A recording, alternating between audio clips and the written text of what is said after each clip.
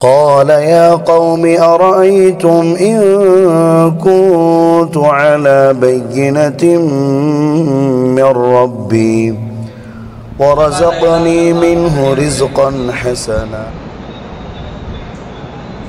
நாம் ஒவ்வொரு வாரமும் தொடர்ச்சியாக தொழுகையினுடைய சட்டதிட்டங்களை பார்த்து வருகின்றோம். அந்த அடிப்படையிலே இன்றைக்கு நாம் அல்லாஹ்வுடைய மாபெரும் கிருபையினால் 8வது வகுப்பிலே இருந்து கொண்டிருக்கின்றோம். கடந்த வாரம் நாம் ஒரு தலைப்பின் கீழ் ஒரு சில விஷயங்களை பார்த்தோம். அதாவது ஜமாத் தொழுகையினுடைய சட்டதிட்டங்கள் என்ன, அந்த ஜமாத் தொழுகை எவ்வாறு பேணப்பட வேண்டும், அந்த ஜமாத் தொழுகை ஜமாத்தோடு நிறைவேற்றாதவர்களுக்கு கிடைக்கக்கூடிய எச்சரிக்கைகள் என்ன, ஜமாத் தொழுகை விடுவதற்குண்டான காரணங்கள் என்ன என்பதை எல்லாம் குறித்து நாம் பார்க்கணும். அதனுடைய ஒரு தொடர்ச்சியாக இன்னும் ஒரு சில விஷயங்கள் மட்டும் பார்த்துவிட்டு நாம அடுத்த பாடத்திற்கு இன்ஷா அல்லாஹ் போகலாம். அதாவது ஏற்கனவே ஒருவர் என்ன செஞ்சிருக்கிறார் அப்படின்னா, கடமையாக்கப்பட்ட தொழுகையை தொழுது விட்டார். இப்ப மீண்டும் ஒரு பள்ளிவாசலுக்கு அவர் வராரு. அங்க வந்து அந்த தொழுகை ஜமாத்தோடு நிறைவேற்றப்படுகின்றது. இப்ப இந்த நிலையில அந்த அடியார் என்ன செய்ய வேண்டும்? அந்த அடியார் இந்த நிலையில அவருக்கு என்ன செய்ய வேண்டும் என்று சொன்னால், அவர் மீண்டும் அந்த ஜமாத்திலே கலந்து கொண்டு ஜமாத்தோடு சேர்ந்து தொழுக வேண்டும். ஏனென்று சொன்னால் அல்லாஹ்வின் தூதர் ரசூலுல்லாஹி ஸல்லல்லாஹு அலைஹி வஸல்லம் அவர்கள் ஒரு முறை அபூதர் ரலியல்லாஹு அன்ஹு அவர்களிடத்துல சொல்லி காட்டுறாங்க, உங்களுக்கு யாராவது ஒரு ஆட்சி அதிகாரம் நியமிக்கப்பட்டவர்களாக இருந்து அவர்கள் தொழுகை மிகவும் தாமதப்படுத்தக்கூடியவர்களாக இருந்தார்கள் என்று சொன்னால் அந்த நேரத்தில் நீங்க என்ன செய்யணும் அப்படின்னு சொல்லி அபூதர் ரலியல்லாஹு அன்ஹு அவர்களிடத்துல அல்லாஹ்வின் தூதர் கேட்கிறாங்க. அப்ப அபூதர் ரலியல்லாஹு அன்ஹு அவர்கள் சொல்றாங்க, அல்லாஹ்வின் தூதர் தான் மிக அறிந்தவர்கள் அப்படின்னு சொல்லி அபூதர் ரலியல்லாஹு அன்ஹு சொல்றாங்க. நீங்க எதை சொல்றீங்களோ அதை நான் கேட்கிறேன் அப்படின்ற அந்த பதிலையும் அபூதர் ரலியல்லாஹு அன்ஹு அவர்கள் சொல்லி காட்டுறாங்க. அப்ப அல்லாஹ்வின் தூதர் ரசூலுல்லாஹி ஸல்லல்லாஹு அலைஹி வஸல்லம் சொல்லி காட்டுறாங்க, உங்களுடைய அந்த தொழுகை தாமதப்படுத்தப்படுகின்றது என்றால் நீங்கள் என்ன செய்ய வேண்டும்? அந்த நேரத்திற்கு வரும்பொழுது அந்த தொழுகையை தொழுது விடுங்கள். பிறகு ஜமாத்தோடு அந்த பகுதியிலே தொழுக வைக்கப்படுகின்றது என்றால் அந்த ஜமாத்தோடும் சேர்ந்து என்ன செய்யுங்க? தொழுது கொள்ளுங்கள். ஏனென்றால் நீங்கள் முதலாவது தொழுத தொழுகை கடமையாக்கப்பட்ட தொழுகையிலே சேர்ந்துவிடும். இரண்டாவதாக நீங்கள் ஜமாத்தோடு சேர்ந்து தொழுகும் பொழுது அது நஃபீலான தொழுகையாக மாறிவிடுகின்றது என்பதாக அல்லாஹ்வின் தூதர் ரசூலுல்லாஹி ஸல்லல்லாஹு அலைஹி வஸல்லம் சொல்லி காட்டுறாங்க. அப்ப இந்த ஹதீஸிலிருந்து அல்லாஹ்வின் தூதர் நமக்கு ஒரு சட்டத்தை சொல்றாங்க. வேறொரு பகுதியில நாம் தொழுதிருப்போம், அதே போல இன்னொரு பகுதியை கடந்து செல்லும் பொழுது அங்க தொழுகை தாமதமாக தொழுகப்படக்கூடிய நிலையில் இருக்குது. நாம அந்த பள்ளிவாசலுக்கு வர வேண்டிய சூழ்நிலை ஏற்படுது. இப்ப நம்ம இப்பதான் ஏற்கனவே நம்ம தொழுதுட்டோமே, லொஹர் தொழுகை நம்ம தொழுதுட்டோமே, பிறகு நாம் ஏன் தொழுகணும்? இங்க ஜமாத்தோடு ஏன் நாம் தொழுகணும் அப்படின்ற அந்த கேள்வி நம்முடைய மனசுல ஏற்படலாம். அதனாலதான் அல்லாஹ்வின் தூதர் என்ன செய்யறாங்க? இப்படிப்பட்ட ஒரு சட்டத்தை சொல்றாங்க. அந்த நேரத்துல நீங்க வந்து ஜமாத் நடக்கும் பொழுது அமைதியாக உட்காருவதை விட நீங்க அந்த ஜமாத்துல கலந்து கொள்ளுங்கள். கலந்து கொள்வதன் மூலமாக அந்த தொழுகை நஃபீலான தொழுகை, உபரியான தொழுகையாக மாறிவிடுகின்றது என்பதை அல்லாஹ்வின் தூதர் ரசூலுல்லாஹி ஸல்லல்லாஹு அலைஹி வஸல்லம் சொல்லி காட்டுறாங்க. அப்ப ஒரு மனிதர் ஏற்கனவே தொழுகையை தொழுது விட்டார் என்றால் அவர் மீண்டும் இரண்டாவதாக அந்த தொழுகையை ஜமாத்தோடு தொழுகும் பொழுது அது நஃபீலான தொழுகையாக மாறிவிடக்கூடிய ஒன்றாக இருக்குது. இந்த செய்தி முஸ்லிம்ல 648வது செய்தியாக பதிவு செய்யப்படுது. அடுத்த சட்டத்திட்டம் அப்படி என்னன்னா, ஜமாத் தொழுகை தொழுக வைக்கப்பட வேண்டும் என்று சொன்னால் குறைந்தபட்சம் எத்தனை நபர்கள் இருக்கணும்னா 2 நபர்கள் இருக்கணும். 2 நபர்கள் இருந்தால்தான் அந்த ஜமாத் தொழுகை என்ன செய்யப்படும்? நிறைவேற்றப்படக்கூடிய ஒன்றாக இருக்கும். அதாவது இமாமும் அடுத்து மக்மூனும் இருக்க வேண்டும். அதே போல இன்னும் அந்த மக்மூன்களாக இருக்கக்கூடியவர்கள் 2 நபர்களாக இருந்தால் மிக சிறந்ததாக வசதியாக இருக்கக்கூடிய ஒன்றாக இருக்கும். ஏன்னா அல்லாஹ்வின் தூதர் ரசூலுல்லாஹி ஸல்லல்லாஹு அலைஹி வஸல்லம் அவர்கள் பல நேரங்கள்ல என்ன செய்வாங்க, ஜமாத்தோடு தான் தொழுக வைப்பார்கள், ஜமாத்தோடு தான் தொழுவதற்கு வலியுறுத்துவார்கள், ஜமாத்தோடு தான் தொழுவதற்கு வலியுறுத்தக்கூடியவர்களாக இருந்தார்கள். அதாவது ஒரு நபித்தோழர் ஒரு நாள் வர்றாரு, அந்த நபித்தோழர் வரும் பொழுதே வந்து தனியாக வந்து தொழுகிறாரு. அப்ப தனியாக தொழுகும் பொழுது அல்லாஹ்வின் தூதர் ரசூலுல்லாஹி ஸல்லல்லாஹு அலைஹி வஸல்லம் அவர்கள் சஹாபாக்களிடத்துல கேட்கிறாங்க, யார் வந்து சதகா செய்யக்கூடிய நன்மையை பெற வேண்டும் என்று யார் விரும்புறீங்க அப்படின்னு சொல்லி கேட்கும் பொழுது ஒரு மனிதர், ஒரு சஹாபி என்ன செய்யறாருன்னா, யா ரசூலுல்லாஹ் நான் வந்து செய்யறேன் அப்படின்னு சொல்லி சொல்றாங்க.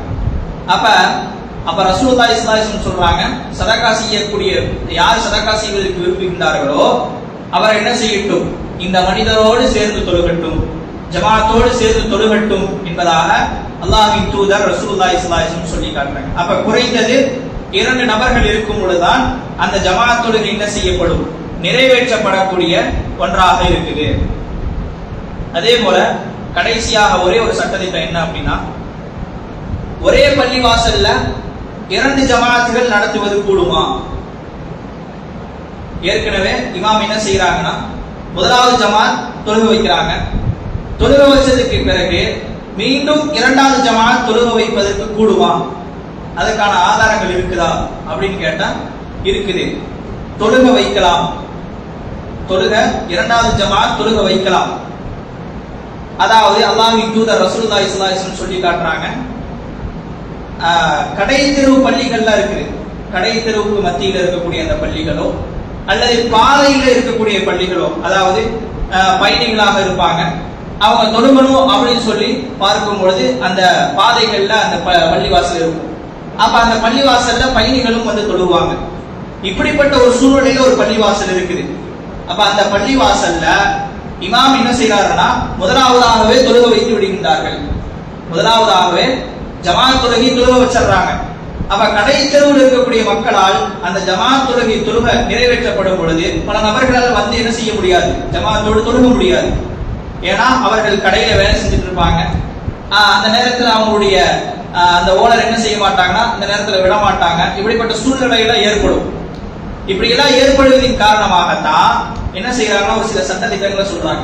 கடை தெரு பள்ளிவாசலிலோ அல்லது அதாவது வந்து பயணம் செல்லக்கூடிய அந்த வழித்தடங்கள்ல இருக்கக்கூடிய அந்த பள்ளிவாசல்களோ எத்தனை ஜமாத்துகள் வேணுமானாலும் நடத்தி கொள்ளலாம், அதற்கான எந்த விதமான தவறும் கிடையாது. எவ்வளவு ஜமாத்துகள் வேணும் நடத்தி கொள்ளலாம்.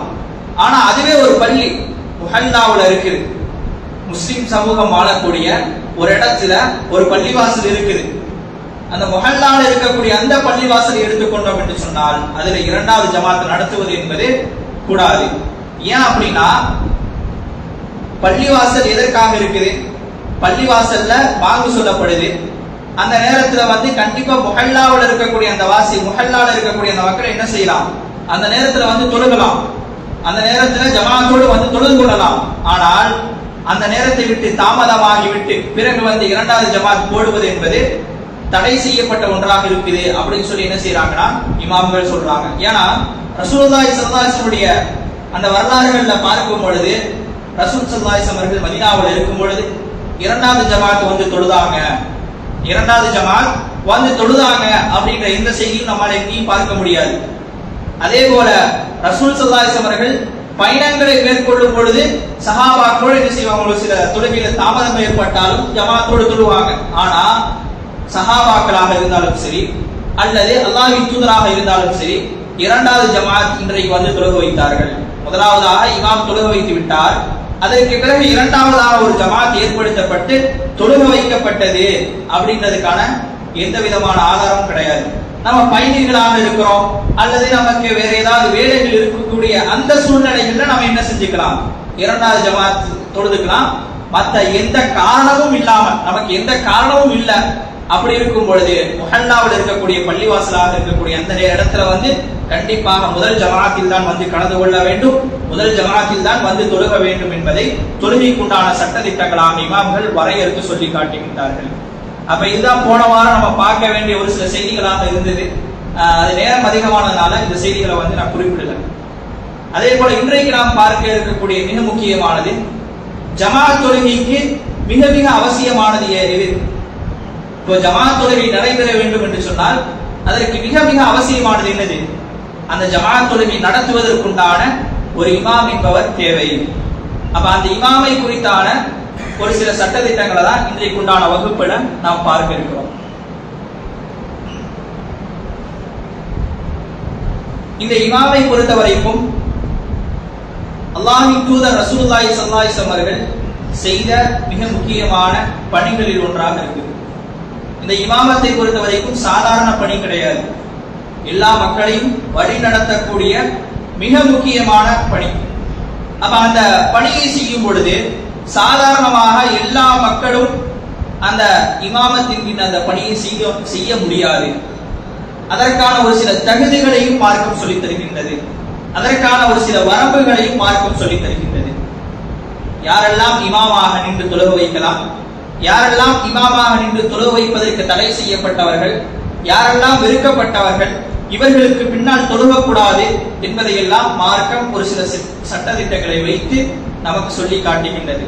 அப்போ ஒரு பள்ளிவாசலிலே ஒரு இமாமை நாம் நியமிக்கின்றோம் என்று சொன்னால் அவர்களுக்கு இந்த தகுதிகள் எல்லாம் இருக்குதா, அவர் இந்த விஷயங்களுக்கு எல்லாம் தகுதியுடையவர்களாக இருக்கிறார்களா அப்படின்றத முதலாவதாக நாம் பார்க்க வேண்டும். அந்த தகுதிகள் எல்லாம் அவர்களுக்கு இருக்கும் பொழுதுதான் அந்த அந்த மனிதரை இமாமாக நிப்பாட்டி நாம் என்ன செய்ய வேண்டும்? அவர்களுக்கு பின்னால் தொழுக வேண்டும். முதலாவதாக இமாமத்திற்கு யார் மிகவும் அதிக தகுதி உடையவர்கள் என்பதை அல்லாஹ்வின் தூதர் சொல்லி காட்டுறாங்க. யாரெல்லாம் இமாமத் செய்யலாம், இந்த தகுதிகள் இருக்கும் பொழுது இவர்கள் இந்த பணியை செய்ய வேண்டும், இவர்கள் தான் அதற்கு சரியானவர்கள் என்பதை அல்லாஹ்வின் தூதர் ஒரு ஹதீஸின் மூலமாக நமக்கு சொல்லி காட்டுகின்றார்கள். அந்த ஹதீஸ் முஸ்லிம்ல 623வது செய்தியாக பதிவு செய்யப்படுது. அல்லாஹ்வின் தூதர் ரசூலுல்லாஹி ஸல்லல்லாஹு அலைஹி வஸல்லம் சொல்லி காட்டுறாங்க, இமாமத் செய்வதற்கு மிக மிக தகுதியானவர்கள் அதுல முதலாவது யார் அப்படின்னா குர்ஆனை தெளிவாக ஓத தெரிந்தவர்கள்.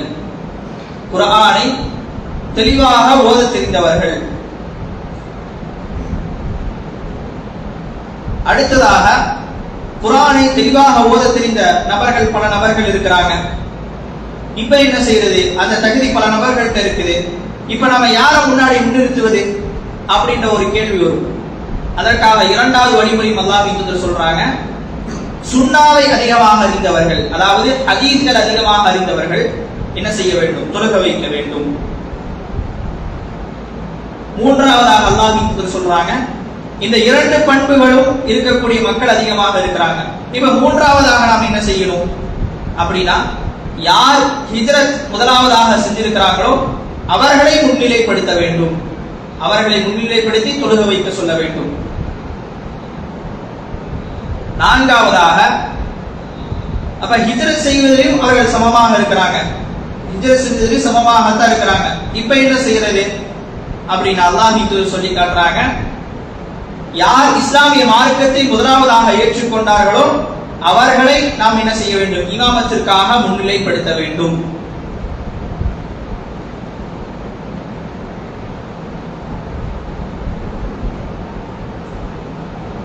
அடுத்ததாக ஐந்தாவது விஷயமா சொல்லி காட்டுறாங்க. இப்ப இந்த 4 விஷயங்களும் எல்லா மக்களுக்கும் சமமாக இருக்குது.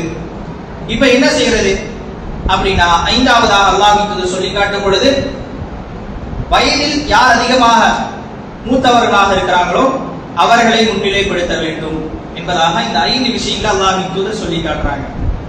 அப்ப முதலாவதாக குர்ஆனை ஓத தெரிந்தவர்களாக இருக்கணும். அப்ப அந்த குர்ஆனை தெளிவான முறையில ஓத தெரிந்தவர்களாக இருக்க வேண்டும். அந்த குர்ஆனை அதிகமான வசனங்கள் மனனம் செய்தவர்களாக இருக்க வேண்டும். மனனம் செய்த அந்த வசனங்களும் தெளிவான முறையில இருக்கணும். அழகான முறையில நிறுத்தி நிதானமாக ஓதக்கூடியவர்களாக இருக்க வேண்டும். அதே போல அதோடு சேர்ந்து குர்ஆன் மட்டும் மனனம் செய்தவர்கள் மட்டும் போதுமானது கிடையாது, அவர்கள் மட்டும் வந்து தொழுக வைத்தால் போதுமானது கிடையாது. அதோடு சேர்த்து தொழுகையினுடைய சட்டதிட்டங்களையும் அதிகமாக தெரிந்தவர்களாக இருக்கணும். அந்த குர்ஆன் ஓத தெரிந்த அந்த நபர் அதிகமான அழகான முறையில திருத்தமாக ஓதக்கூடிய அந்த நபருக்கு தொழுகையினுடைய சட்டதிட்டங்களும் முழுமையாக தெரிந்ததாக இருக்கணும். அப்பதான் அவர் அந்த தொழுகையை தொழுக வைப்பதற்கு சரியான நபராக இருப்பார். இப்போ ஒரு மனிதர் இருக்கிறாரு, அவருக்கு வந்து சரியான முறையில், அதாவது திருத்தமாக ஓத மாட்டாரு, ஒரு சில தவறுகள் அவர்களுக்கு வரும், ஓதும் பொழுது ஒரு சில தவறுகள் வரும், ஒரு சில உச்சரிப்புகள் அவருக்கு வராது. ஆனா தொழுகையினுடைய சட்டதிட்டங்கள் எடுத்துட்டோம் அப்படின்னம்னா அவர் முழுமையாக தெரிந்தவராக இருக்கிறார். அதுவே இன்னொரு மனிதர் அவர் அந்த திருத்தமாக அழகான முறையில ஓதுறாரு. ஆனா அவருக்கு தொழுகையினுடைய சட்டதிட்டங்கள் பல விஷயங்கள் தெரியல. இப்ப இந்த 2 நபர்களை நம்ம யாரை உட்படுத்தணும், யாரை தொழு வைப்பதற்காக நியமிக்கணும் அப்படின்னா, அந்த குறைவாக ஓத தெரிந்தவர்களாக இருந்தாலும் தொழுகையினுடைய சட்டதிட்டங்களை முழுமையாக தெரிந்ததின் காரணமாக அவர்களைத்தான் நாம் முன்னிலைப்படுத்த வேண்டும், அவர்களைத்தான் தொழ வைக்க வேண்டும். காரணம் என்ன அப்படின்னா, தொழுகையினுடைய சட்டதிட்டங்களை முழுமையாக அறியும் பொழுதுதான் தொழுகையில பல விஷயங்கள் நமக்கு நிகழும் பொழுது அந்த நேரத்தில் என்ன செய்யணும், அந்த நேரத்தில் நாம் எதை கடைபிடிக்கணும் அப்படின்றது யார் தெரிவாங்க? குர்ஆனை அதிகமாக மனனம் செய்தவர்கள் தெரிந்தவர்களை விட அந்த தொழுகையினுடைய சட்டதிட்டங்களை தெரிந்தவர்களுக்கு தான் அந்த நிலையில என்ன செய்யப்பட வேண்டும் என்பதை அறிந்திருப்பார்கள். அதனால் இவர்களைத்தான் முன்னிலைப்படுத்த வேண்டும். இரண்டாவதாக சுன்னாவை நன்கு கற்றவர்களாக மார்க்க ஞானம் உள்ளவர்களாக இருக்கணும்.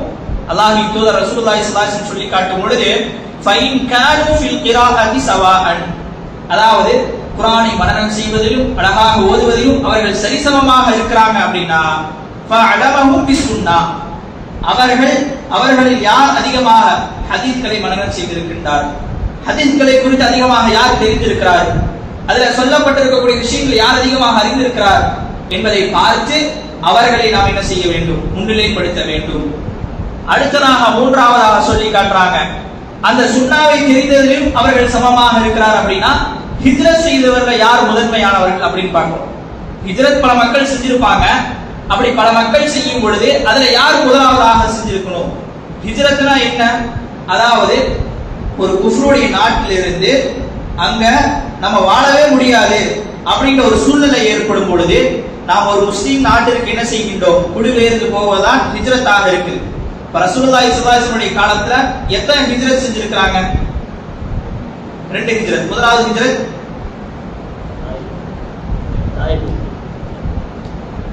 அபிசீனியா நாட்டுக்கு போயிருக்காங்க. 2வது ஹிஜ்ரத் தான் மதீனாவுக்கு போனாங்க. அந்த 2 ஹிஜ்ரத் செஞ்சிருக்காங்க. அப்ப அவர்கள்ல பார்க்கும்போது என்ன செய்வாங்கன்னா, முதலாவதாக ஹிஜ்ரத் யார் செஞ்சாங்களோ அதை அவங்க அந்த நிலையை தான் அவங்க பார்ப்பாங்க. அப்ப ஏன் அவங்க ஹிஜ்ரத் செஞ்சாங்க? மக்காவில் அவங்களால வாழ முடியல, இந்த மார்க்கத்தை ஏற்றுக்கொண்டதுனால அவர்களை அதிகமாக துன்புறுத்துறாங்க, அவர்களை அதிகமாக கஷ்டப்படுத்துறாங்க. இப்படிப்பட்ட சூழ்நிலையில அல்லாஹ் சுப்ஹானஹு வ தஆலா என்ன செய்யறான், அவர்களுக்கு கட்டளையிடலாம், நீங்க என்ன செய்யுங்க, இந்த நாடை விட்டு வேறு நாட்டுக்கு போங்க. அதாவது நமக்கு தேவையான எல்லா வகையான விஷயங்களும் எடுத்துட்டு போல, அவங்க எல்லா விஷயங்களும் விட்டு வெறும் கையோடு, அதாவது உடுத்த அந்த ஆடையோடு அவருடைய கைகள்ல எந்த ஒரு விஷயமும் இல்லாமல் தான் என்ன செய்யறாங்க, மதீனாவுக்கு போனாங்க. அதுதான் ஹிஜ்ரத் என்பது. அப்ப அந்த ஹிஜ்ரத்துல யார் முதன்மையானவர்களாக இருக்கிறாங்களோ அவர்களுக்கு முதன்மைப்படுத்த வேண்டும், அவர்கள் இமாமத் செய்ய வேண்டும். அப்ப இந்த ஹிஜ்ரத்திலும் அவர்கள் சமமாக இருக்கிறாங்க அப்படின்னா அல்லாஹ்வின் தூதர் 4வது விஷயமாக சொல்லி காட்டுறாங்க, இஸ்லாமிய மார்க்கத்தை யார் முதலாவதாக ஏற்றிருக்கின்றார்களோ, இஸ்லாமிய மார்க்கத்தை யார் முதலாவதாக ஏற்றிருக்கின்றார்களோ அவர்களை முன்னிலைப்படுத்த வேண்டும், அவர்கள் தான் இமாமத் செய்வதற்கு தகுதியானவர்களாக இருக்கிறாங்க. அடுத்து 5வதாக அல்லாஹ்வின் தூதர் சொல்றாங்க, வைன் கானூ ஃபில் ஹிஜ்ரத்தி சவாஅன், ஹிஜ்ரத்திலும் அவர்கள் சமமாக இருக்கிறாங்க, ஹிஜ்ரத் செய்வதிலும் அவர்கள் சமமாக இருக்கிறாங்க. இந்த 4 விஷயங்களும் சரிசமமாக இருக்கிறாங்க அப்படின்னா அவர்கள் யார் வயது மூத்தவர்களாக இருக்கிறாங்களோ அவர்கள் என்ன செய்ய வேண்டும், தொழுக வைக்க வேண்டும் என்பதாக அல்லாஹ்வின் தூதர் சொல்லி காட்டுகின்றார்கள். அதே போல வேறு சில ஹதீஸ்களை எப்படி சொல்றாங்க அப்படின்னா, இப்ப இங்க சொல்லப்பட்ட எல்லா நிபந்தனைகளும் இருக்குது, அவங்கள்ட்ட எல்லா நிபந்தனைகளும் சரிசமமாக இருக்குது. அதாவது வயசுலயே எப்படி இருக்கிறாங்க, சரிசமமாக இருக்கிறாங்க. இப்ப நம்ம என்ன செய்யறது அப்படின்ற ஒரு நிலைமைக்கு வரும் பொழுது அல்லாஹ்வின் தூதர் ரசூலுல்லாஹி ஸல்லல்லாஹு அலைஹி வஸல்லம் சொல்லி காட்டுறாங்க, சீட்டு குலுக்கி போட்டுருங்க. சீட்டு குலுக்கி போட்டு யாருடைய பெயர் வருகின்றதோ அவர் என்ன செய்யட்டும், தொழுக வைக்கட்டும் என்பதாக அல்லாஹ்வின் தூதர் ரசூலுல்லாஹி ஸல்லல்லாஹு அலைஹி வஸல்லம் சொல்லி காட்டுறாங்க. அதே போல ஒரு பள்ளியில ஒருவர் இமாமாக இருக்கணும் அப்படின்னு சொல்லி அவரை நியமிக்கப்பட்டிருக்கு. அப்ப அவர் தான் என்ன செய்யணும், அந்த இடத்திற்கு தொழுக வைக்க வேண்டும், அவர்தான் அந்த இடத்திற்கு தொழுக வைக்கணும். அவர் இருக்கும் பொழுது அவருடைய அனுமதி இல்லாமல் வேறு யாரும் அந்த இடத்திற்கு வரவும் கூடாது, அந்த இடத்திலே தொழுக வைக்கவும் கூடாது. அந்த இடத்திற்கு ஒரு மனிதர் தொழுக வைக்கணும் அப்படின்னா அந்த இமாமுடைய அனுமதி இருக்க வேண்டும். அவருடைய அனுமதி பெற்றதற்கு பிறகுதான் அவர் அந்த இடத்துல என்ன செய்யணும், அங்க தொழுக வைக்க வேண்டும். ஏனென்றால் அந்த இடத்துல நிற்பதற்குண்டான அதிகாரம் அவருக்கு கொடுக்கப்பட்டிருக்கு. அப்ப அந்த அதிகாரத்திலே அவர் தான் என்ன செய்யணும், அதற்கு அனுமதி கொடுக்க வேண்டும். அதற்கான பொறுப்பாளரும் அவராகத்தான் இருக்காரு. இப்ப இமாம் இருக்கிறாரு, இமாம் தான் தொழுகை வைக்கணும் அப்படின்னு சொல்லப்பட்டுருச்சு. அப்ப ஒரு அரசர் வர்றாரு அப்படின்னா அந்த இடத்துல என்ன செய்யப்படணும், இமாமை விட அந்த அரசருக்கு நாம் முன்னிலைப்படுத்த வேண்டும். அந்த அரசர் வந்து என்ன செய்யணும், நமக்கு தொழுகை வைக்க வேண்டும். ஏன்னா அல்லாஹ்வின் தூதர் ரசூலுல்லாஹி ஸல்லல்லாஹு அலைஹி வஸல்லம் காலங்கள்ல கலீஃபாக்கள் இருந்திருக்கிறாங்க. கலீஃபாக்கள் தான் என்ன செஞ்சிருக்கிறாங்க, முதலாவது கலீஃபா, இரண்டாவது கலீஃபா இப்படின்னு சொல்லி 4 கலீஃபாக்கள் சொல்லப்படுது. அவர்கள் தான் இமாமத் செஞ்சிருக்கிறாங்க. பல மக்கள் கல்வி ஞானத்தில் அதிகம் ஞானமுடையவர்களாக இருந்தாலும் அவர்களை விட என்ன செஞ்சிருக்கிறாங்கன்னா சிறந்தவர்களாக இருக்கக்கூடிய கலீஃபாக்களாக யார் இருந்தாங்களோ அவர்கள் தான் அந்த பணியை செஞ்சிருக்கிறாங்க. அல்லாஹ்வின் தூதர் ரசூலுல்லாஹி ஸல்லல்லாஹு அலைஹி வஸல்லம் அவர்கள் இருக்கக்கூடிய காலங்களிலே யார் தொழுகை வைப்பாங்க, அல்லாஹ்வின் தூதர் தான் தொழுகை வைப்பாங்க. அந்த இடத்துல சஹாபாக்கள் என்ன செய்ய மாட்டாங்க, என்னைக்குமே அல்லாஹ்வின் தூதர் வருவதற்கு தாமதம் ஆயிடுச்சு, அல்லாஹ்வின் தூதர் வருவதற்கு தாமதம் ஆயிடுச்சு அப்படின்னு சொல்லிட்டு யாரும் முன்னாடி போய் என்ன செய்யல, எந்த சஹாபியும் தொழுகை வைக்கவில்லை. மாறாக அல்லாஹ்வின் தூதருடைய அந்த கட்டளை வரும் பொழுதுதான் அல்லாஹ்வின் தூதர் என்ன செய்வாங்க, இவர் தொழுகை வைக்கட்டும் என்பதாக அல்லாஹ்வின் தூதருடைய அந்த கட்டளை வரும் பொழுதுதான் ஏதாவது ஒரு நபித்தோழர் என்ன செய்வாங்கடா, முன்னிலை வந்து இந்த தொழுகை வைக்கக்கூடியவர்களாக இருப்பாங்க, இமாமத் செய்யக்கூடியவர்களாக இருப்பாங்க. அப்ப அல்லாஹ்வின் தூதர் ரசூலுல்லாஹி ஸல்லல்லாஹு அலைஹி வஸல்லம் அவர்கள் அவருடைய இறுதி காலங்களில் என்ன செய்யல, அவரால் தொழுகை வைக்க முடியல. எந்த அளவுக்கு வந்து ஜமாத்தோடு வந்து தொழுகை வைக்க முடியுமோ அந்த அளவுக்கு அல்லாஹ்வின் தூதர் வந்து தொழுகை வைத்தாங்க. ஆனா நாட்கள் கடக்க அவர்களால் முடியல. அப்ப யாரை நியமிக்கிறாங்க, அபூபக்கர் சித்திக் ரலியல்லாஹு அன்ஹு அவர்களை நியமிக்கிறாங்க. அப்ப அபூபக்கர் சித்திக் ரலியல்லாஹு அன்ஹு அவர்கள் அங்க வந்து அல்லாஹ்வின் தூதருக்கு பிறகு அவர்கள் தான் என்ன செய்யறாங்க, தொழுகை வைக்கிறாங்க. அப்ப அபூபக்கர் சித்திக் ரலியல்லாஹு அன்ஹு ஆட்சி காலத்துல அவர்கள் தான் இமாமாக இருக்கிறாங்க. அவர்கள் தான் என்ன செய்யறாங்க, மக்களுக்கு வழி நடத்தக்கூடியவர்களாக இருந்தாங்க என்பதை நம்மால பார்க்க முடிகின்றது. அப்ப இந்த விஷயங்கள் எல்லாம் இருக்கும் பொழுதுதான் இவர்தான் இமாமத்தாக செய்வதற்கு மிக தகுதியானவர். இவர்களைத்தான் இமாமத் செய்வதற்கு நாம் என்ன செய்ய வேண்டும், முன்னிலைப்படுத்தக்கூடியவர்களாக இருக்க வேண்டும். அடுத்ததாக இமாமத் செய்வதற்கு தடை செய்யப்பட்டவர்கள் யார், அவர்களுக்கு கல்வி ஞானம் இருக்குது, பல விஷயங்கள் அவங்க தெரிஞ்சவங்களாக இருக்கிறாங்க. இருந்தாலும் ஒரு சில காரணத்தினால அவங்க என்ன செய்யப்படுவாங்க, தடை செய்யப்படுவாங்க. அப்ப இமாமத் செய்வதற்கு ஹராமாக்கப்பட்டவர்கள் யார், தடை செய்யப்பட்டவர்கள் யார் அப்படின்னு பார்க்கும் பொழுது அதுல முதலாவதாக சொல்லி காட்டுறாங்க, ஆணுக்கு பெண் இமாமத் செய்வது தடை. ஆண் தான் எப்பயுமே இமாமத் செய்ய வேண்டும், ஆண் தான் இமாமத் செய்ய வேண்டும். பெண் என்ன செய்யக்கூடாது, ஆண்களுக்கு வந்து இமாமத் செய்யக்கூடாது. அதற்கு ஒரு சுருக்கமான ஒரு பொதுவான ஒரு விஷயத்தை அல்லாஹ் சொல்லி காட்டுறாங்க, லன் யுஃப்லிஹ கௌமுன் வலவ் அமரஹும் இம்ரஅத்தன். அதாவது ஒரு பெண்ணிடம் ஒரு பொறுப்பை கொடுக்கக்கூடிய அந்த சமூகம் என்ன செய்யாது, வெற்றி பெறாது என்பதாக அல்லாஹ் சொல்லி காட்டுறாங்க. பொறுப்பு அப்படின்னு வந்துட்டாவே அந்த பொறுப்புல யார் இருக்க வேண்டும், ஆண்கள் தான் இருக்கணும். அதுதான், அதாவது இமாமத் என்பது ஒரு பொறுப்பு தான், அந்த பொறுப்புல யார் வர வேண்டும், ஆண்கள் தான் வர வேண்டும். அதே போல இமாமத் அல்லாத மற்ற விஷயங்கள் எத்தனை பொறுப்புகள், அதாவது சமூகத்திலே பல பொறுப்புகள் கொடுக்கப்படுது. அந்த பொறுப்புகள் எல்லாம் யாரை சார்ந்ததாக இருக்க வேண்டும் என்று சொன்னால் ஆண்களை சார்ந்ததாகத்தான் இருக்க வேண்டும். ஆண்கள் தான் அந்த பொறுப்பினை முன்னிலைப்படுத்த வேண்டும், அவர்கள் தான் அந்த பொறுப்புக்கு தகுதியானவர்கள் என்பதை அல்லாஹ்வின் தூதர் இந்த ஹதீஸின் மூலமாக சொல்லி காட்டுறாங்க. அப்ப ஒரு பெண் ஆணுக்கு இமாமத் செய்வது தடை செய்யப்பட்டவர்கள், ஹராமாக்கப்பட்டவர்கள். அடுத்ததாக இப்ப இமாம் தொழுகை வைக்கிறாரு, அவருக்கு சிறு தொடக்கு ஏற்பட்டு விட்டது, அல்லது அவருக்கு ஏதாவது அசுத்தங்கள், அவருடைய ஆடையில அசுத்தங்கள் இருக்குது அப்படின்னா அவர் என்ன செய்யக்கூடாது, அந்த நேரத்துல வந்து அவர் தொழுகை வைக்க கூடாது. அவருக்கு தெரியுது, தெரிஞ்சாலும் என்ன செய்யக்கூடாது, வந்து அந்த நேரத்துல அவர் தூய்மையானதுக்கு பிறகுதான் வந்து தொழுகை வைக்க வேண்டும். அதற்கு முன்னால வந்து அவர் தொழுகை வைக்க கூடாது. அந்த நேரத்தில் அவர் தடை செய்யப்பட்டவர்களாக மாறிவிடுகின்றார். அதே போல அவருக்கு தெரியல, அவருடைய ஆடையில் அசுத்தம் இருப்பது அவருக்கு தெரியல. அதே மாதிரி வந்து அவர் சிறுவருக்கு ஏற்பட்டதும் அவருக்கு தெரியல. இப்ப வந்து தொழுகை வைக்கிறார் அப்படின்னா அது குற்றம் கிடையாது. அதுவே தொழுகை வைக்கக்கூடிய அந்த நிலையில அவருக்கு சிறுதொடக்கு ஏற்பட்டு விடுகின்றது, அதாவது காத்து பிரிஞ்சிருது, இந்த மாதிரி விஷயங்கள் ஏற்படுது, நிகழ்வுகள் ஏற்பட்டுருச்சு அப்படின்னா அந்த நேரத்துல இமாம் என்ன செய்யணும், தொழுகை விட்டு விட்டு அவர்கள் என்ன செய்யணும்னா போயிடணும். பின்னால் இருக்கக்கூடியவர்கள் அந்த முன்னிலை அவர்கள் இமாமத் செய்ய வேண்டும். இந்த சமயத்துல இமாம் சிறுதொடக்கு ஏற்பட்டதின் காரணமாக அவருக்கு தெரியுது. ஆனா அவர் என்ன செய்யல, தொழுகை விட்டுட்டு போகல, மீண்டும் தொழ வைத்துக் கொண்டே இருக்கிறாரு. பின்னால நிற்கக்கூடிய மக்கள் நின்றுட்டு இருக்கிறாங்க. இவருக்கு தெரியுது நமக்கு சிறுதொடக்கு ஏற்பட்டுருச்சு, இப்ப நம்ம தொழ வைக்க கூடாது அப்படின்றது இமாமுக்கு தெரியுது, நல்லா தெரியுது. இருந்தாலும் அவர் மீண்டும் தொழ வச்சுக்கிட்டே இருக்கிறாரு, தொழ வச்சுக்கிட்டே இருக்கிறாரு. அப்ப இந்த நிலையில என்ன செய்யணும்? இந்த நிலையில நம்முடைய தொழுகை ஏற்றுக்கொள்ளப்படாமல் போய்விடுவேன். ஏன்னா இமாமுக்கே தொழுகை ஏற்றுக்கொள்ளாமல் போயிருச்சு. அப்ப பின்னால் இருக்கக்கூடியவர்களுக்கும் அதே நிலைமைதான் ஏற்படும் அப்படின்னு கேட்டா கிடையாது. இமாம் தான் குற்றம் பிடிக்கப்படுவார். சிறுதொடக்கு ஏற்பட்டதற்கு பிறகும் அவர் தெரிந்ததற்கு பிறகும் தொழ வைத்துக் கொண்டே இருக்கிறார் அப்படின்னா அதுக்கு யார் பொறுப்பு அப்படின்னு பார்த்தோம்னா பின்னால் இருக்கக்கூடிய மக்கள் கிடையாது. அவருடைய தொழுகைகள் ஏற்றுக்கொள்ளப்படும். ஆனால் இமாமுடைய தொழுகை என்பது ஏற்றுக்கொள்ளப்படாது. அவர்தான் அதற்கு குற்றம் பிடிக்கப்படக்கூடியவர்களாக இருப்பார்.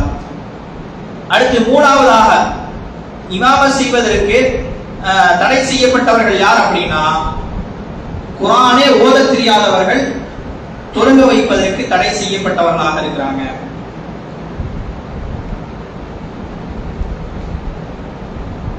அதே போல ஒருத்தர் என்ன செய்யறாருன்னா குர்ஆன் ஓத தெரியாதவருக்கு ஆனா சூரத்துல் ஃபாத்திஹா மனப்பாடம் பண்ணியிருக்காரு. கேட்டு கேட்டு மனப்பாடம் பண்ணியிருக்கிறாரு. ஒரு சில சூறாக்களும் மனப்பாடம் பண்ணியிருக்கிறாரு. ஆனா இந்த நிலையில அவர் தொழ வைக்கலாமா அப்படின்னு கேட்டா தொழ வைக்க கூடாது. ஏன்னா அந்த சூரத்துல் ஃபாத்திஹால ஒரு சில தவறுகள் ஏற்படும், ஒரு சில உச்சரிப்புகள் மாற்றப்படும். அதனால பொருள் எல்லாம் மாறிவிடும். சூரத்துல் ஃபாத்திஹால பொருள் மாறிடுச்சு அப்படின்னா, பொருள் மாறக்கூடிய அளவுக்கு தவறுகள் வந்துருச்சு அப்படின்னாவே என்ன செய்யப்பட்டுரும்? தொழுகை ஏற்றுக்கொள்ளப்படாது. தொழுகை ஏற்றுக்கொள்ளப்படாது. கண்டிப்பாக சூரத்துல் ஃபாத்திஹா ஓதியாக வேண்டும். அது ருக்குன்கள்ல இருக்கக்கூடிய மிக முக்கியமான விஷயம். அந்த ருக்குன்கள்ல ஒன்று போயிருச்சு அப்படின்னா தொழுகை யாருக்குமே ஏற்றுக்கொள்ளப்படாது. அதனால குர்ஆன் ஓத தெரியாதவர்கள் தொழுக வைக்க கூடாது. அவர்கள் தடை செய்யப்பட்டவர்களாக இருக்கிறாங்க. அடுத்து நாலாவதாக அதிகமாக பாவம் செஞ்சுக்கிட்டே இருக்கிறாரு, அவரும் தொழுக வைக்க கூடாது. அதே போல மார்க்கத்தில் இல்லாத அனாச்சாரமான விஷயங்களை செஞ்சுக்கிட்டே இருக்கிறார், அவரும் தொழ வைப்பதற்கு தகுதியானவர் கிடையாது. இப்ப ஒருவர் மார்க்கத்தை அதிகமாக கற்று தெரிஞ்சிருக்கிறாரு, குர்ஆனை மனப்பாடம் பண்ணியிருக்கிறாரு, ஹதீஸ்ல தெரிஞ்சிருக்கிறாரு. இப்ப இவர் தொடர்ச்சியாக என்ன செஞ்சுக்கிட்டே இருக்கிறாரு? பாவம் செஞ்சுக்கிட்டே இருக்கிறாரு. அதே மாதிரி விதாச்சார காரியங்கள் செஞ்சுக்கிட்டே இருக்கிறாரு அப்படின்னா அவருக்கு பின்னால நம்ம என்ன செய்யக்கூடாது? தொழுக கூடாது. அவருக்கு பின்னால நாம தொழுக கூடாது. அதே போல வெளிப்படையாகவே அவர் செய்யறாரு பாவம், வெளிப்படையாகவே செஞ்சிட்டாரு அப்படின்னா அவர் நம்ம தொழுகைக்காக நிப்பாட்டவே கூடாது. இமாமத் அந்த இடத்துல அவரை நிப்பாட்டவே கூடாது. அந்த இடத்துல இருந்து அவரை அகற்றிவிட வேண்டும். அவருக்கு பின்னால் நம்ம தொழுக கூடாது. அதே போல மக்களை ஒரு வழிகேட்டின் பக்கம், நரகத்தின் பக்கம் அழைத்து செல்லக்கூடிய அந்த வழிகேடுகளை எல்லாம் மக்களுக்கு செய்யுமாறு அவர் போதிக்கிறாரு. நீங்க இதை செய்யுங்க, இப்படி செய்யுங்க அப்படின்னு சொல்லி மார்க்கத்தில் சொல்லி தரப்படாத புதுமையான விஷயங்களை எல்லாம் மக்களுக்கு அவர் ஏவரார் அப்படின்னா அப்படிப்பட்ட அந்த இமாமுக்கு பின்னாலும் தொழக்கூடாது. அவர் இமாமத் செய்வதற்கும் தடை செய்யப்பட்டவர்களாக இருக்கிறாங்க. ஏன்னா அல்லாஹ் சுப்ஹானஹு வ தஆலா திருமறையில சொல்லி காட்டும் பொழுது அஃபமன் கான முஃமினன் கமன் கான ஃபாசிகா, அதாவது ஒரு முஃமினும் ஒரு பாவியும் சமமாவார்களா என்பதாக அல்லாஹ் கேட்கிறான். பின்னால் இருக்கக்கூடியவர்களில் பல நபர்கள் முஃமின்களாக இருக்கலாம், நல்ல மனிதர்களாக இருக்கலாம். அப்படி அந்த நல்ல மனிதருக்கு பாவம் செய்யக்கூடிய ஒரு தொழுக வைத்தார் என்ன அது சமமாக இருக்குமா? இருக்காது. பாவம் செய்யக்கூடியவர் தொழ வைத்தால் சமமாக இருக்காது. அதனால்தான் அல்லாஹ் சொல்லி காட்டுவான் லா யஸ்தவுன், அது ஒருபோதும் சமமாகாது. அப்படிப்பட்ட அந்த நிலைமை வரும்பொழுது அவர்கள் இமாமத் செய்வதற்கு உடைய தகுதி இழந்தவர்களாக மாறிவிடுகின்றார்கள்.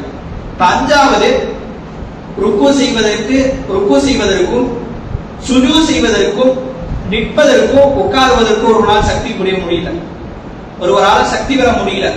ஆனா அவருக்கு குர்ஆன் நல்லா தெரியும், அதே மாதிரி ஹதீஸ்கள் சம்பந்தமாக எல்லா விஷயங்களும் தெரியும், கல்வியில ஞானமுற்றவர்களாக இருக்கிறாங்க.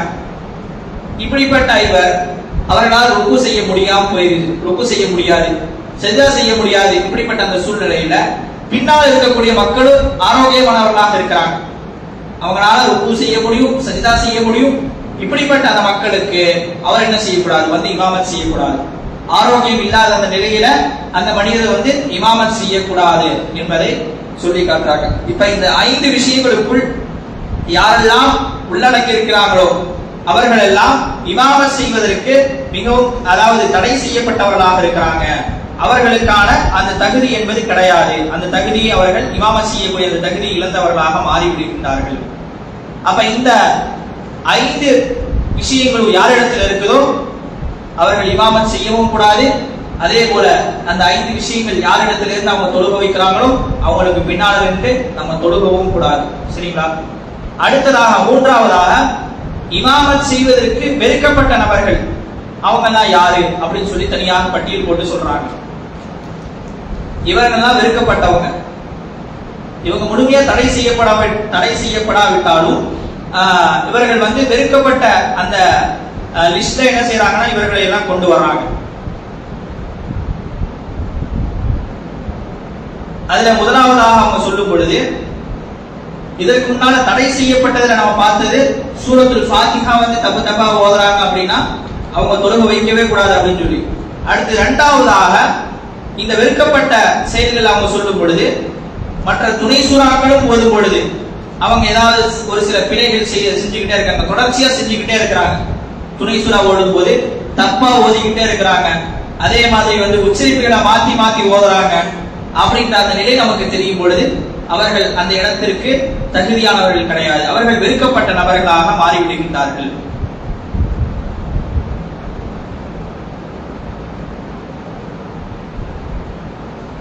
அடுத்து 2வது இமாமத் செய்வதற்கு வெறுக்கப்பட்ட நபர்கள் யார் அப்படின்னு பார்க்கும் பொழுது மக்கள் யார் அதிகமான மக்கள் யார் ஒருவர் வெறுக்கிறாங்களோ, ஒரு மனிதர் இருப்பாரு, வெறுப்புக்குரிய பல காரியங்களை செய்வார். அதனால பல மக்களுக்கு அவரை பிடிக்காது. வெறுப்புக்குரியவர்களாக அவர் மாறும் பொழுது அவர் என்ன செய்யக்கூடாது? இமாமத் செய்யக்கூடாது. அவர்கள் இமாமத் செய்யக்கூடாது. ஏன்னா அல்லாஹ்வின் தூதர் ரசூலுல்லாஹி ஸல்லல்லாஹு அலைஹி வஸல்லம் அவர்கள் மிக கடுமையாக சொல்லி காட்டுறாங்க. எந்த அளவுக்குனா அல்லாஹ்வின் தூதர் சொல்லும் பொழுது قال ثلاثه لا ترتفع صلاتهم, அதாவது 3 சாராருடைய தொழுகை என்பது உயர்த்தப்படாது. فوق رؤوسهم شبرا, அவர்களுடைய அந்த தலைக்கு மேல் ஒரு ஜான் அளவுக்கு கூட அந்த தொழுகை என்பது என்ன செய்யப்படாது, அங்கீகரிக்கப்படாது என்பதாக சொல்லிவிட்டு சொல்றாங்க. ரஜுலுன், ஒரு மனிதர், அம்முன் கௌமுன், அதாவது ஒரு மனிதர் அந்த சமுதாயத்துல மிக வெறுப்புக்குரியவர்களாக இருக்கிறாரு. வெறுப்புக்குரிய இருக்கக்கூடிய அந்த நபர் தொழு வைக்கக்கூடிய அந்த தொழுகை என்பது என்ன செய்யப்படாது, அங்கீகரிக்கப்படாது என்பதாக அல்லாஹ்வின் தூதர் சொல்லி காட்டுறாங்க.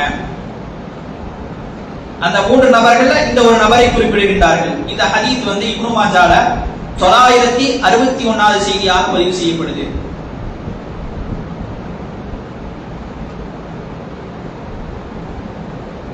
அடுத்ததாக குர்ஆனில் அல்லாஹ் அதாவது குர்ஆன் மொத்தம் எத்தனை எழுத்துக்களோடு சூழ்ந்திருக்கு அப்படின்னா 29 எழுத்துக்களோடு சூழ்ந்திருக்கு. அந்த 29 எழுத்துக்களுக்கும் என்ன செய்யப்படும்னா ஒவ்வொரு எழுத்துக்களுக்கும் ஒவ்வொரு உச்சரிப்புகள் இருக்கு. இந்த இடத்திலிருந்து தான் இந்த எழுத்து என்பது அதனுடைய உச்சரிப்பு வர வேண்டும் அப்படின்ற பல சட்டதிட்டங்களை சொல்லி தராங்க. அந்த உச்சரிப்புகள் பல எழுத்துக்கள் நமக்கு வரல அப்படின்னா அவர்கள் என்ன செய்யக்கூடாது, தொழுகையில தொழ வைக்க கூடாது. அவர்கள் வெறுக்கப்பட்ட நபர்கள். அப்ப இந்த 3 விஷயங்களும் யாரிடத்துல இருக்குதோ அவர் எப்படிப்பட்டவர்களாக மாறிடுறாங்க, இமாமத் செய்வதற்கு வெறுக்கப்பட்டவர்களாக இருக்கிறாங்க. அவர்கள் இமாமத் செய்யக்கூடாது. அதாவது ஒரு சூழ்நிலை வேறு யாருமே இல்ல அப்படின்ற ஒரு சூழ்நிலை வரும்பொழுதுதான் அவர்களை முன்னிலைப்படுத்த வேண்டும்.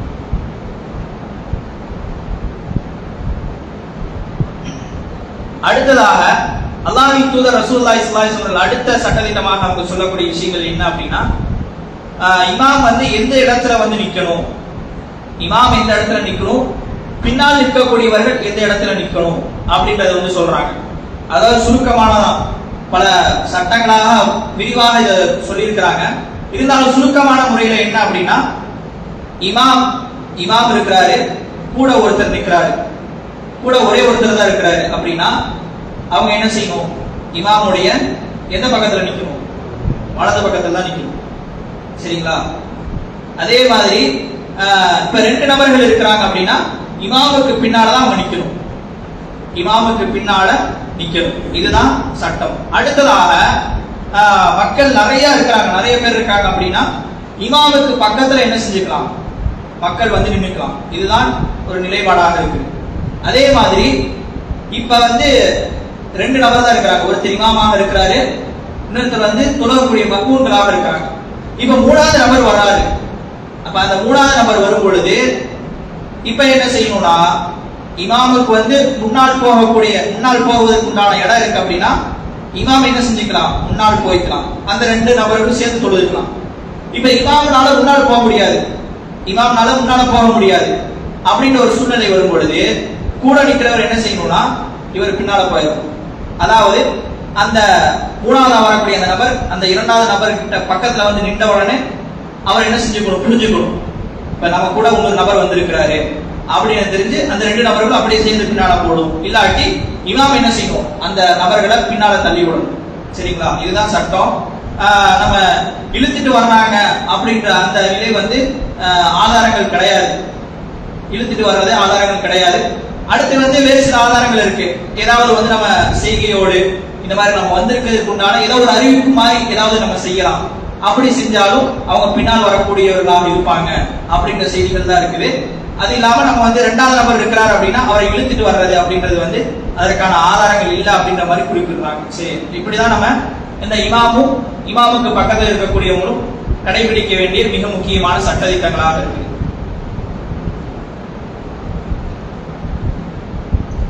அடுத்ததாக இமாம் வந்து எதையெல்லாம் வந்து சுமந்து தொழ வைக்கக்கூடியவர்களாக இருப்பாங்க. இமாம் பின்னால் இருக்கக்கூடியவர்களுடைய எல்லா விஷயங்களும் சுமந்து இருக்கக்கூடியவர்கள் தான் யார், இமாமாக இருப்பாங்க. சரிங்களா? சப்தமாக ஓதக்கூடிய அந்த நிலையில இமாம் என்ன செய்யறாருன்னா பின்னால் இருக்கக்கூடியவர்களுடைய அந்த நிலைகளை சுமக்கிறாரு. எப்படி?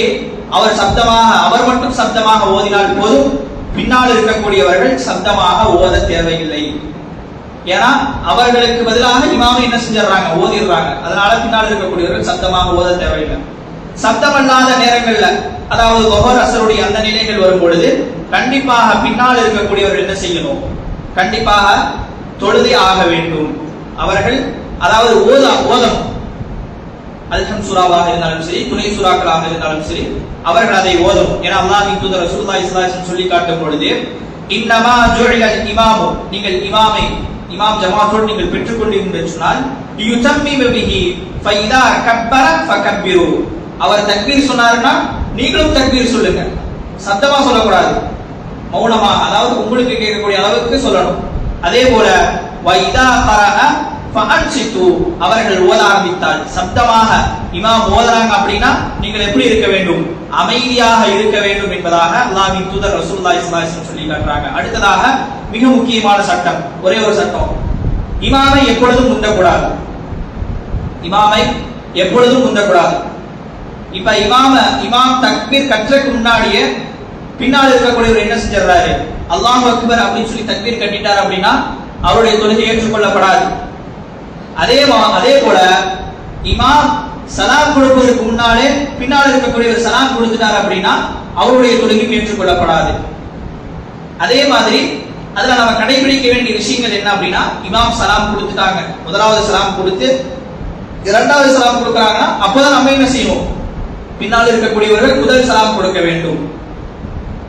அதே போல இமாம் 2வது சலாம் கொடுத்ததற்கு பிறகுதான் நாம 2வது சலாத்தையும் கொடுக்கக்கூடியவங்களாக இருக்கும். இமாம் கொடுக்கும் பொழுது, இமாம் முதலாவது சலாம் கொடுக்கும் பொழுது நம்ம திரும்புறோம் அப்படின்னா அது தப்பு கிடையாது, அது வெறுக்கத்தக்க செயல் அப்படின்ற மாதிரி குறிப்பிடுறாங்க. இமாம் ஒரு செயலை செய்து முடித்ததற்கு பிறகுதான் பின்னால் இருக்கக்கூடியவர்கள் அந்த செயலை செய்ய வேண்டும். இமாமை முந்திக்கிட்டு நாம செய்யும் பொழுது அது என்ன ஆகும்னா நம்முடைய தொழுகையை பாழாக்கக்கூடியதாக மாறிவிடுகின்றது. அதனால்தான் அல்லாஹ்வின் தூதர் ரசூலுல்லாஹி ஸல்லல்லாஹு அலைஹி வஸல்லம் அவர்கள் இப்படி செய்யக்கூடியவர்களை கடுமையாக எச்சரிக்கை செஞ்சிருக்கிறாங்க. எப்படி சொல்லியிருக்கிறாங்க அப்படின்னா, அவருடைய முகங்கள் எப்படி இருக்கும்னா கழுதையினுடைய முகங்களை போன்று இருக்கும். இமாமை முந்திக் கொண்டு யார் செய்கின்றார்களோ அவருடைய முகங்கள் நாளை மறுமையிலே கழுதையை போன்று இருக்கும் என்பதாக அல்லாஹ்வின் தூதர் மிக மிக கடுமையாக எச்சரிக்கை செஞ்சிருக்கிறாங்க. அதனால நம்ம இமாம் எதை செய்கின்றார்களோ அவர்கள் அந்த செயலை செய்து முடித்ததற்கு பிறகுதான் பின்னால் இருக்கக்கூடியவர்கள் அதை செய்ய வேண்டும் என்பதை மார்க்கம் சொல்லி தருகின்றது. அப்ப இதுதான் இமாம் சம்பந்தமான ஒரு சுருக்கமான இது மிக நீண்ட அதிகமான சட்ட திட்டங்களை கொண்ட விஷயங்களாக இருக்குது. மிக மிக சுருக்கமான விஷயங்கள், நமக்கு தேவையான விஷயங்கள் இந்த விஷயங்களாக இருக்குது. இந்த விஷயங்களை கண்டிப்பாக நாம் என்ன செய்யணும்னா பேண வேண்டும். இந்த விஷயங்களை நாம் என்ன செய்யணும்னா நம்முடைய மனதில் ஆழமாக பதிய வைத்துக் கொள்ள வேண்டும். நிச்சயமாக அல்லாஹ் சுப்ஹானஹு வ தஆலா நாம இந்த கல்விக்காக செலவழித்திருக்கக்கூடிய அந்த நேரத்தை அல்லாஹ் தஆலா நமக்கு மிகப்பெரிய கூலியாக மாற்றி அமைத்து தருவான். அதற்கான முழுமையாக கூலியை பெற்ற நன்மக்களாக அல்லாஹ் சுப்ஹானஹு வ தஆலா உங்களையும் என்னையும் ஆக்கியருள் புரிவானாக என்ற பிரார்த்தனையோடு என்னுடைய இந்த வகுப்பினை முடித்துக் கொள்கின்றேன். வாஹிரு தஅவானா அல்ஹம்துலில்லாஹி ரப்பில் ஆலமீன். சுப்ஹானக அல்லாஹும்ம வ பிஹம்திக அஷ்ஹது அன் லா இலாஹா இல்லா அன்த